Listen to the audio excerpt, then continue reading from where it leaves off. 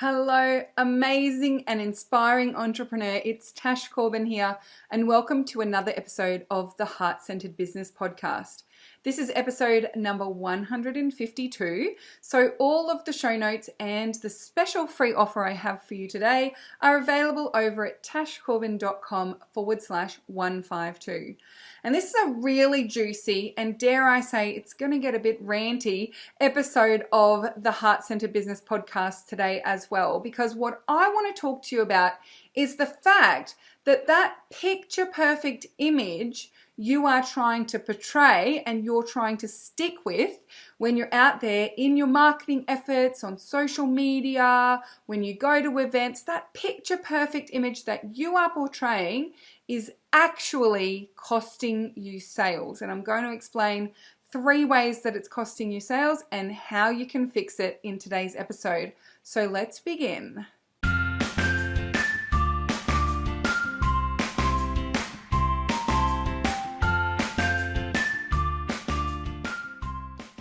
Now, I must be the first to admit that I am also a big sucker for the gloss of some of those big marketers out there.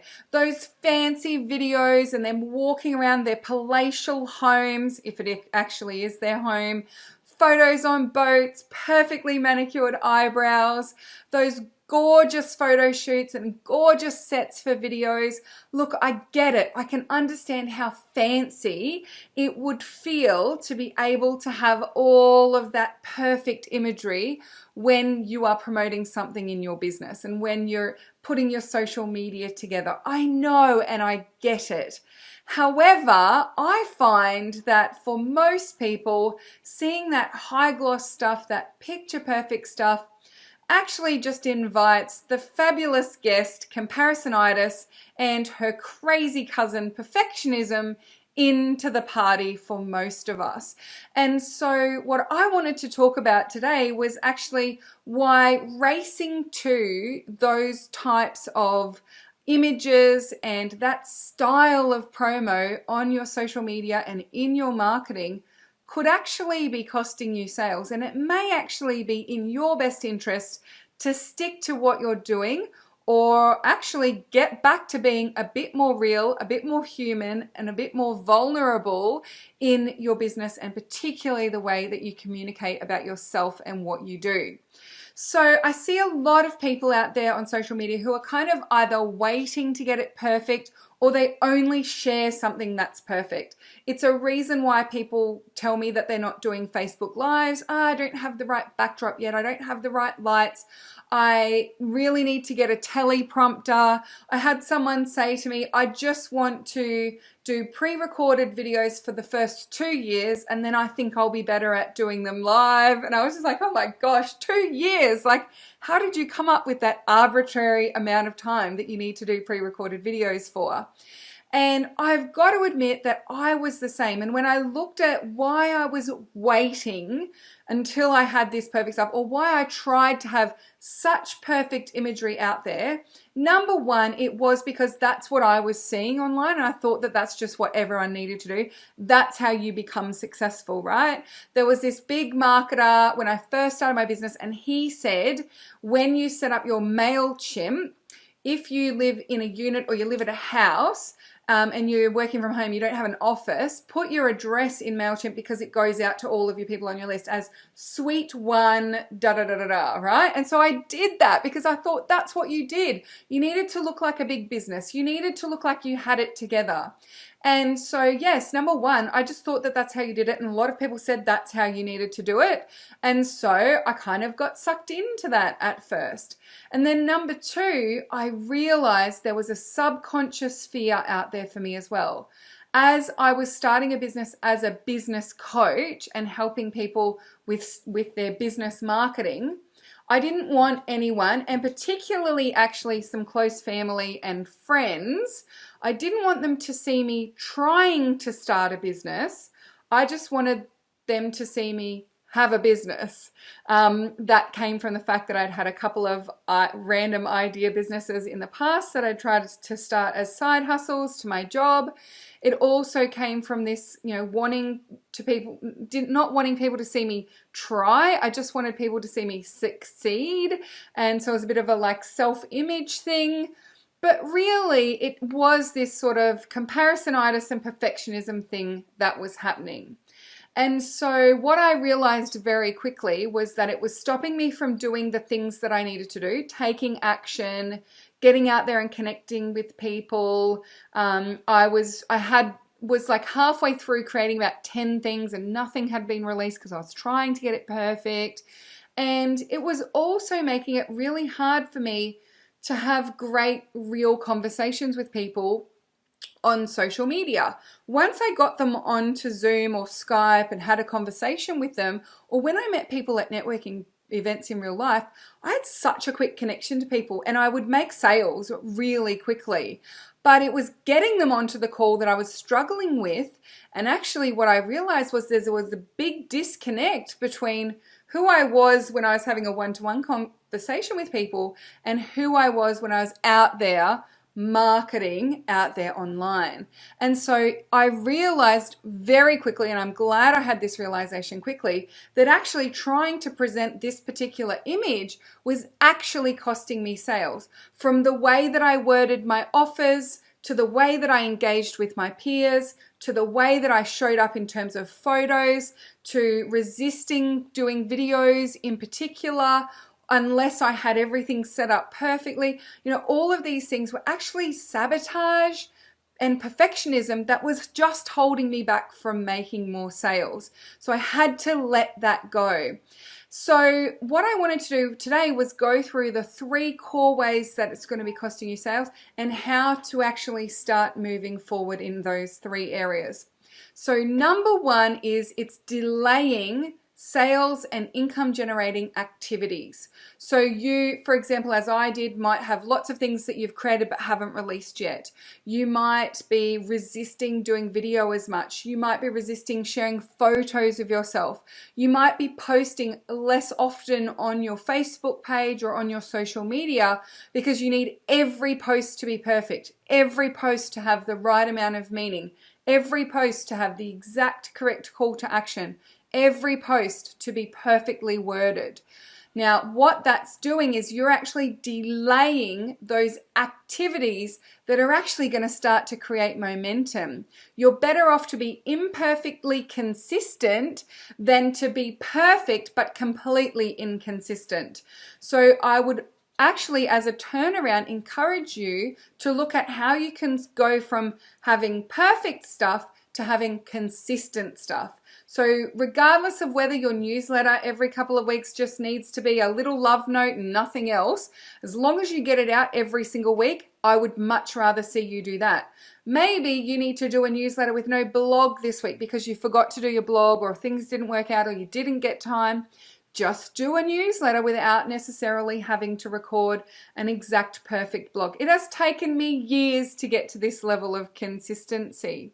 Or maybe it's about sharing selfies and photos of what you're doing more on social media, especially when it's not perfect. So, me, it's the windswept selfies at the beach because I'm always at the beach going for walks. Or it's those random puppy snuggle cuddles where I don't look perfect, the dog's doing something funny, but it's completely engaging. Or it's turning up and doing a Facebook Live when I'm just sitting working at my desk in my active wear and I haven't got my hair and makeup done.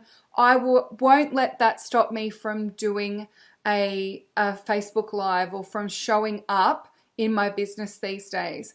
So what I'd love you to do is actually just jot down maybe 2 or 3 things that you've been resisting doing because you wanted to get it perfect or you wanted it to look perfect. Or maybe it's you don't even realize it's because of that perfectionism. But now that we're having this conversation, you're like, you know what? I actually haven't been posting consistently. How can you increase your consistency by letting go of the level of perfectionism that you need to be able to post? Number 2 is it's actually disconnecting. It decreases conversion. The more streamlined and slick something looks, the less people can connect and resonate to it, particularly if you are a woman marketing to other women. And therefore, the lower your conversion rates will be. So, for me, I know my Facebook Lives, particularly ones that I just do on the spur of the moment, are the ones that actually usually make the most sales for me. They're the ones where I have the most real conversations with people. We're really getting engaged. We have this great conversation. People feel so connected to me. And we're actually creating this amazing sense of connection. Where I do these blog posts where I've got my makeup on, sitting at my desk, everything's perfectly polished, they don't get as much viewership as a Facebook Live on my Facebook page, even though I distribute these more than I distribute my Facebook Lives. And I think that there's a reason for that. It's very connecting to see someone in their natural state. It's very connecting to be able to ask a question of someone and have it answered there on the spot as well. And actually, you may have seen a post from Denise Duffield Thomas about this, where she said that she spent in 2017, I think it was, she pre-recorded all of her videos for the year. She recreated her living room in a studio. She hired a studio for a few days. She had professional photography, professional editing, professional this, professional that. And she calculated that it cost her like multiple hundreds of dollars per video, like $750 or something a video for her to do that. And they actually had less traction than when the previous year she'd pre-recorded all her videos, but she did them sitting at her desk. And I think it's the same for me. This is what I'm not moving from here, right? I'm going to be doing my blogs and podcast episodes from my desk as consistently as I can.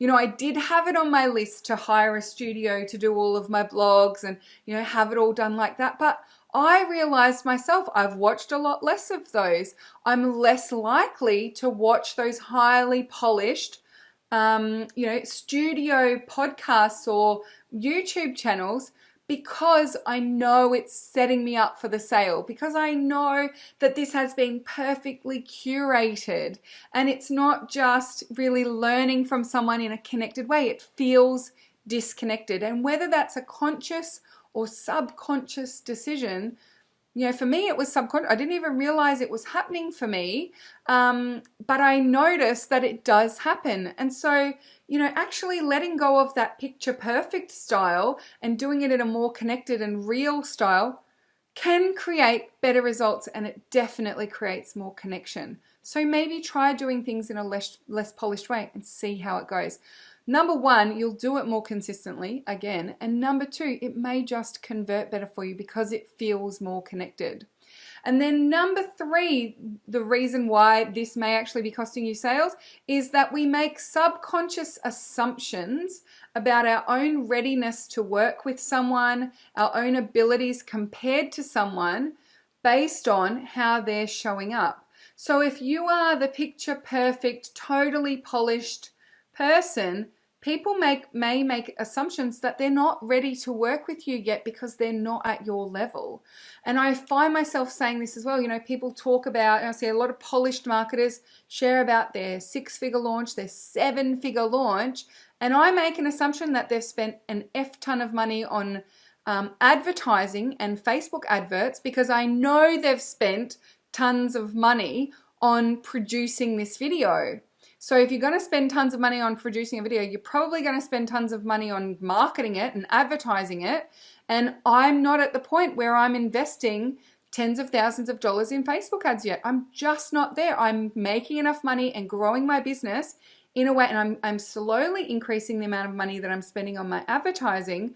But I make assumptions, and I know other people make those assumptions as well. So there's real subconscious assumption making by your viewers about whether they're ready for you and whether you're the right level for them, purely based on whether you show up in that picture perfect way or whether you show up as a real vulnerable human being. So have a think about the ways that you might be able to just show up more consistently and maybe a little less polished. And you never know, it may just be the thing that creates more connection, increases conversion, and helps you make more sales. Now, to go even further with this conversation, I have a special freebie for you today. It's my beautiful ebook, and it's called Magnetic Business. And in it, has the keys to being more magnetic and connecting more effectively with your audience. It's absolutely free, and you can go and grab the link to that at tashcorbin.com/152. Now, it's a very easy read, very practical insights, and I guarantee there will be 3 or 4 things you can go through that book, pick 3 or 4 things that you are going to do differently as a result of reading it, and you're making those incremental changes to create growth and new sales in your business. So make sure you go and check that one out, tashcorbin.com/152. Have you had a big realization as a result of listening to this podcast? Or have you got a question for me? Head on over to the Heart-Centered Soul-Driven Entrepreneurs Facebook group. You can find that at tashcorbin.com/group. And make sure that you come and share using hashtag #podcastaha. Let me know it's episode number 152 that you're listening to, and ask your question or share your aha.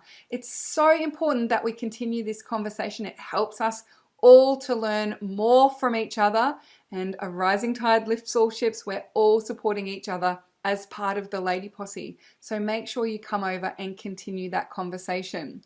Until next time, I've been Tash Corbin. You have been a fabulous listener. And until the next episode of the Heart Centered Business Podcast, I cannot wait to see you shine. Bye for now.